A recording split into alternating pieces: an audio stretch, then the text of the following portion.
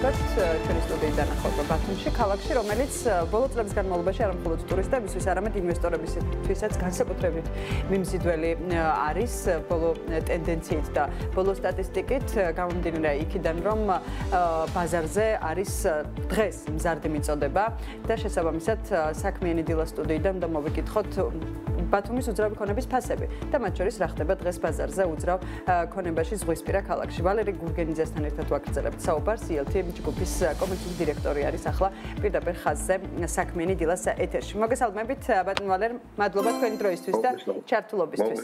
დილამშვიდობისა ბატონ ვალერი, დილამშვიდობისა ბატონ ვალერი, ბედნიერ დღეს გისურვებთ და ბარაქას. როგორ არის საქმეები ELT ჯგუფში? მოგვიყევით რა პროექტები როგორ მიდის და თანჩენ დეტალებზე მერე გადავალთ, ვიდრე სიუჟეტიც გვაქვს მომზადებული ბათუმის ბაზართან დაკავშირებით. ჩვენ საქმის კურსში ვართ, რომ საკმაოდ მზარდია მოთხოვნა და ჭარბობენ უცხოელები, თუმცა ჯერ მაინტერესებს პირველ რიგში ჩვენი პარტნიორი კომპანიის ELT-ის პორტფელი. როგორ მიდის მშენებლობა და ამბები? დიდი მადლობა კიდევ ერთხელ მოწვევისთვის. მადლობა თქვენ, რომ ზოგადად ხშირად ინტერესდებით ჩვენი სფეროთი და ამ სექტორი.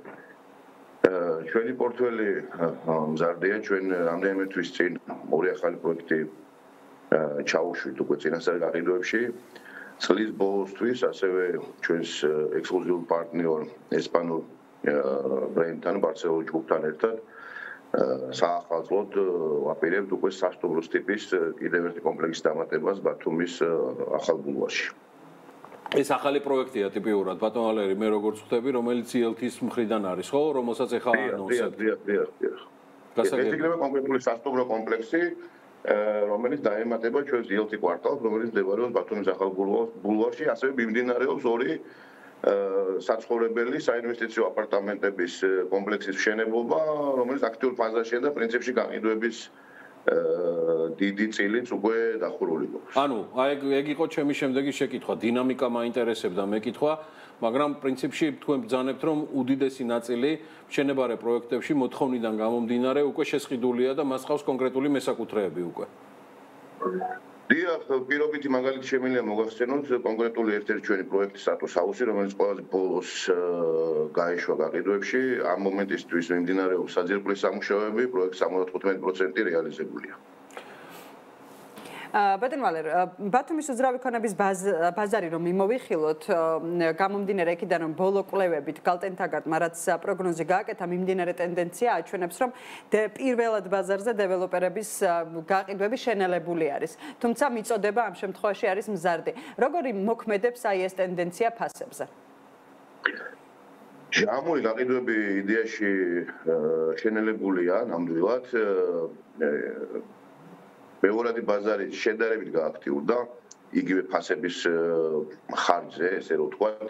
რაც შეეხება ახალი პროექტების დამფასებას, ფიზიკურად ჩემი კოლეგები ყველა ხშირად საუბრობს, რომ არ არსებობს რესურსი ფასის გაიაფების, რომელსაც ნამდვილად ვეთანხმები, რომ ფიზიკურად არ არსებობს ფასის გაიაფების რესურსი, თუმცა აქ არ არის მხოლოდ გაიაფების არგუმენტაცია. აქ არის საუბარი, რომ ჩვენ გვინდა რომ კიდევ მეტად გაძვირდეს, ანუ პროცესი აქ უფრო შენელებული იყო, ანუ ბოლო წლის განმავლობაში, რომ გაიაფებას რაც შეეხება ეს იმდენ კომპონენტზეა დამოკიდებული, რომ ფიზიკურად დეველოპერებისთვის აქ საშუალება არ რჩება პროდუქტს გაიაფების. პირდაპირ მოთხოვნას რაც შეეხება, რეალურად მოთხოვნა არსებობს, უბრალოდ მთელი ქალაქის დიდი პორტფელი, ანუ დიდი ნაწილი ისევ რჩება საინვესტიციო აპარტამენტების კუთხით. ანუ ძირითადი მოთხოვნა შედარებით შევცვალეთ დიახ და მეტად მოვარგეთ ანუ ადამიანების მოთხოვნებს, რამაც რეალურად იმუშავა, იმიტომაც ვახსენე, რომ რეალურად საძირკველზე ვართ ამ ახალ პროექტში და 75% უკვე რეალიზებულია, თუმცა მთავარი კომპონენტი იქნება ტურისტების რაოდენობის ზრდა და ქალაქის დატვირთულობის ზრდა, რაც იქნება ძირითადი გრადობის განსაზღვრელი ანუ მომავლისთვის. ბატონ ვალერი, შემაჯამებელი კითხვისთვის თქვენთან მაქვს ისევ გალტენთაგარტის ანალიტიკიდან გამომდინარე ესეთი მიგნება რაც მათ აქვთ, რომ მოთხოვნის 80% განსაკუთრებით აჭარის შავი ზღვისპირეთზეა საუბარი, მაინც მოდის უცხოელებზე. ELT, რომელიც საკმაოდ მსხვილი ჯგუფი არის განსაკუთრებით ამ რეგიონში ადასტურებთ თუ არა ამ თემას და შესაბამისად, იმიტომ რომ ყოველთვის იყო ესეთი ბალანსი, რომ თბილისში მაგალითად იყო 20-80-ზე ადგილობრივი რეზიდენტები და უცხოელები და ბათუმში საპირისპიროდ პირიქით 70-80% ყოველთვის უცხოელები იყვნენ შემძენები. თქვენ შემთხვევაშიც აი რამდენიმე დახურულ აწუკვე ნაწყიდობებზე, რომელიც თქვენს პროექტებში იქაც ანალოგიური გადანაწილებაა? ვადასტურებ გეთანხმებით ნამდვილად ესეა წლიდან წლამდე იცვლება, თუმცა ცდომილება არის ძალიან მცირე. თბილისსაც შეეხება რა თქმა უნდა იქ პირიქით არის, იმიტომ რომ ადგილობრივი მოთხოვნა გაცილებით მაღალია, ბათუმისთვის ადგილობრივი მოთხოვნა ფაქტობრივად მინიმალურია რეალურად, თუმცა პროდუქტსაც აქვს თავის ძალიან მძიმე დატვირთვა. ეხლა ჩვენ შემთხვევაში თბილისში 40-60-ია.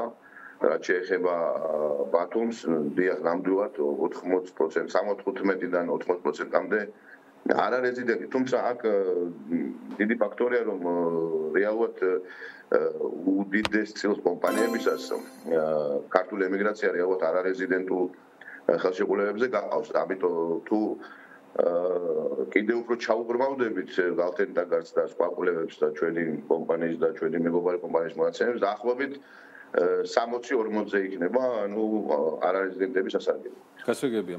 მადლობა მინდა უთხრა ბატონ ვალერი გურგენაძეს, იგი კომპანია ILT Group-ის კომერციული დირექტორია და მოკითხვები გუნდ საუკეთესო სურვილებით.